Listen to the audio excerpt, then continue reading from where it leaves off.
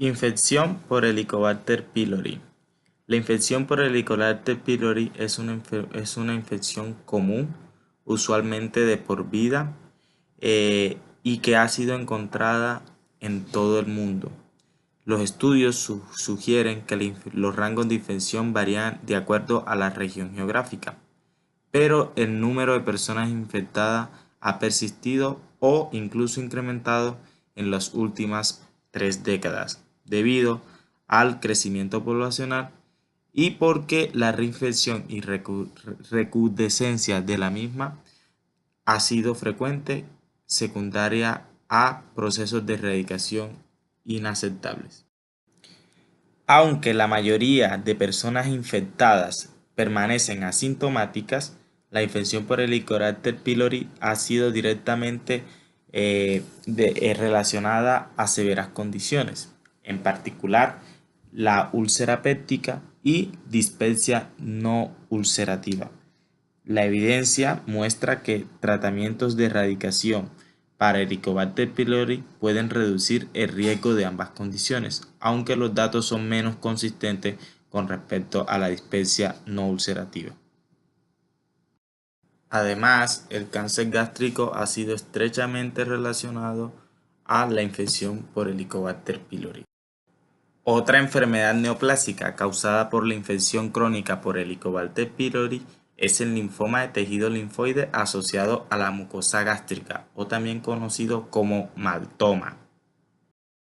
Otro tipo de condiciones fuera del tracto gastrointestinal han sido asociadas a infección por Helicobacter pylori.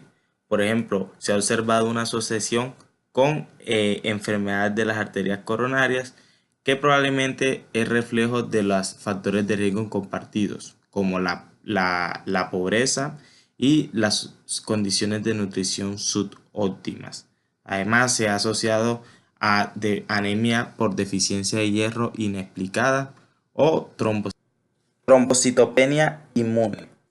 A continuación, vamos a hablar de las indicaciones para realizar pruebas diagnósticas para infección por Helicobacter pylori, de acuerdo a las guías estipuladas.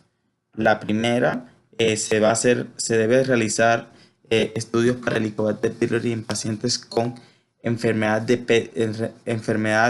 de úlcera péptica activa o historia de la misma, a menos que una infección por Helicobacter pylori haya sido documentada y erradicada.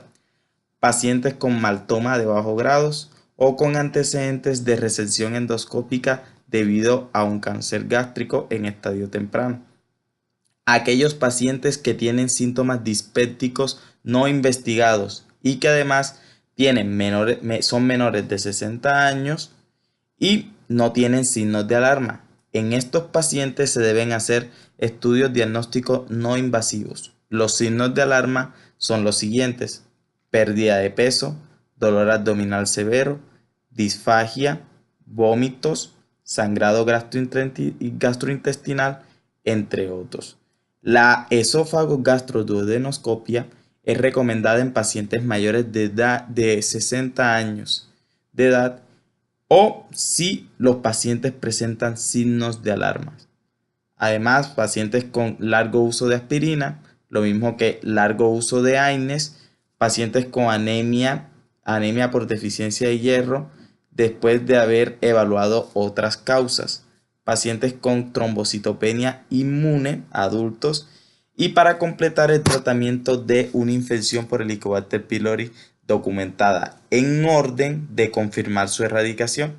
Es decir, los estudios deben ser realizados 30 días después de completado el tratamiento y mientras el paciente no esté tomando inhibidores de la bomba de protones.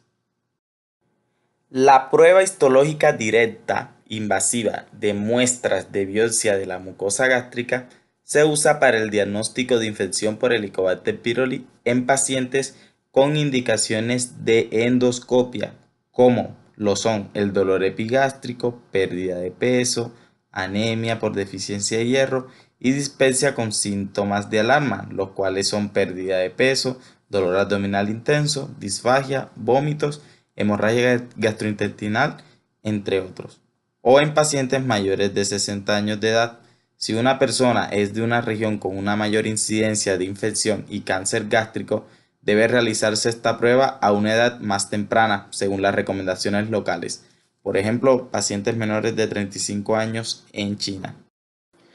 Las pruebas no invasivas están recomendadas en pacientes en quienes la endoscopia no es indicada, pero tienen condiciones asociadas con la infección, es decir, pacientes con historia de enfermedad de úlcera péptica, anemia por deficiencia de hierro no explicada o pacientes con trombocitopenia inmune. Además de eso, en quienes se ha considerado que tienen un riesgo aumentado de infección o complicaciones de infecciones, es decir, pacientes, por ejemplo, con largo uso de aspirina o antiinflamatorios no esteroideos.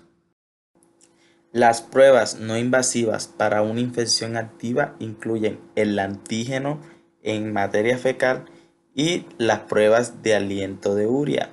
El antígeno en materia fecal que envuelve un mix de anticuerpos monoclonales ante el Helicobacter pylori es usado como diagnóstico inicial para confirmar la erradicación de la infección. La sensibilidad del antígeno, del test de antígeno en materia fecal típicamente excede el 92%. En su lugar, el test de ureasa o prueba de aliento tiene una sensibilidad y una especificidad que excede el 95%.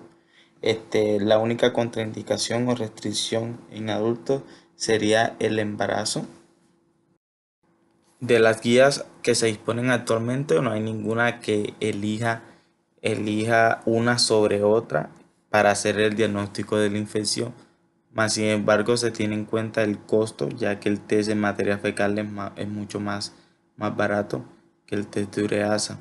Algunas guías pueden recomendar mejor el test de aliento por lo que es un poco más específico y más sensible. Para confirmar la erradicación se puede utilizar cualquiera de los dos métodos.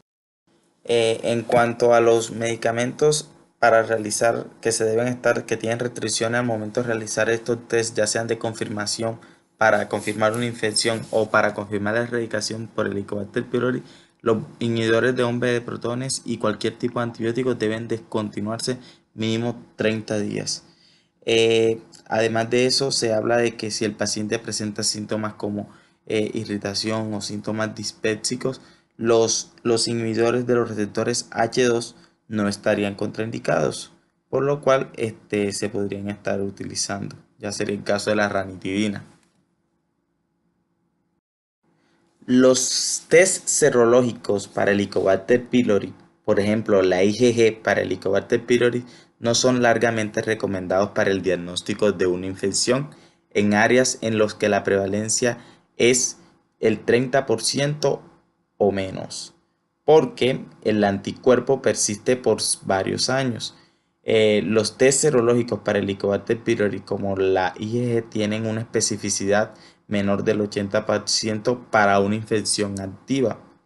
Y repetir un test IgG para el Helicobacter pylori no es valioso para evaluar la erradicación. Los test de antígenos específicos como IgA, IgG o IgM en sangre, orina o saliva no son largamente recomendados porque tienen ausencia de un valor predictivo confiable. Ahora vamos a hablar de los esquemas de tratamiento para la infección por Helicobacter pylori. Son 7 esquemas. El primero es una triple terapia basada en el uso de claritromicina. Los componentes son un inhibidor de bomba de protones, claritromicina y amoxicilina, ambos antibióticos 2 veces al día durante 14 días. Es recomendada a menos que el paciente se haya documentado una alergia a la ampicilina o altos niveles de resistencia a la claritromicina. El segundo esquema es una terapia cuádruple basada en bismuto. Los componentes son un inhibidor de bomba de protones, bismuto, tetraciclina y un nitroimidazol 4 veces diarias para todos los antibióticos. Esto sería duración de 10 a 14 días. Es recomendado si el paciente donde vive hay una alta prevalencia de resistencia a la claritromicina o si tiene historia de uso de macrólidos. El tercer esquema es la terapia concomitante. En esta los componentes son un inhibidor de la bomba de protones, calitromicina, amoxicilina y un nitroimidazol, una vez diaria para todos los antibióticos. La duración es de 10 a 14 días y no es apropiado en pacientes con altos niveles de resistencia a la calitromicina o tienen alergia documentada a la ampicilina. El cuarto esquema de tratamiento es la terapia secuencial. En esta se utiliza un inhibidor de bomba de protones y amoxicilina. Luego, un inhibidor de bomba de protones, claritromicina y un nitroimidazol, 2 veces al día para todos los antibióticos. La duración sería 7 días de un inhibidor de bomba de protones y amoxicilina y luego 7 días con el otro subesquema. Este esquema no es apropiado en pacientes con alta resistencia documentada a la claritromicina o pacientes con alergia a la ampicilina. El quinto esquema es la terapia híbrida. Se utiliza un inhibidor de bomba de protones más amoxicilina. Luego, un inhibidor de bomba de protones, amoxicilina, claritromicina y un nitroimidazol, 2 veces al día para todos los antibióticos. La duración son 7 días y luego 7 días, no apropiado para pacientes con resistencia a la claritromicina y alergia a la ampicilina. El sexto esquema es la triple terapia basada en el uso del levofloxacino. En esta, el esquema es un inhibidor de bomba de protones, levofloxacino una vez al día y amoxicilina 2 veces al día. Duración 10 a 14 días, no apropiado en pacientes con alergia documentada a la ampicilina. El último esquema es la terapia secuencial basada en fluoroquinolonas. En esta es un inhibidor de bomba de protones y amoxicilina, luego un inhibidor de bomba de protones, levofloxacino y un nitroimidazol, 2 veces al día para todos los antibióticos. La duración primera va de 5 a 7 días y luego 5 a 7 días. Ahora comenzaremos a hablar de las dosis. Comenzaremos por los inhibidores de bomba de protones que deben ser administrados 2 veces al día en todos los 7 esquemas de tratamientos previamente listados. Y las recomendaciones de dosis son las siguientes. Esomeprazol 20 miligramos, esomeprazol 20 miligramos o 40 miligramos, lansoprazol 30 miligramos, deslansoprazol 30 miligramos o 60 miligramos, pantoprazol 40 miligramos, rabeprazol 20 miligramos.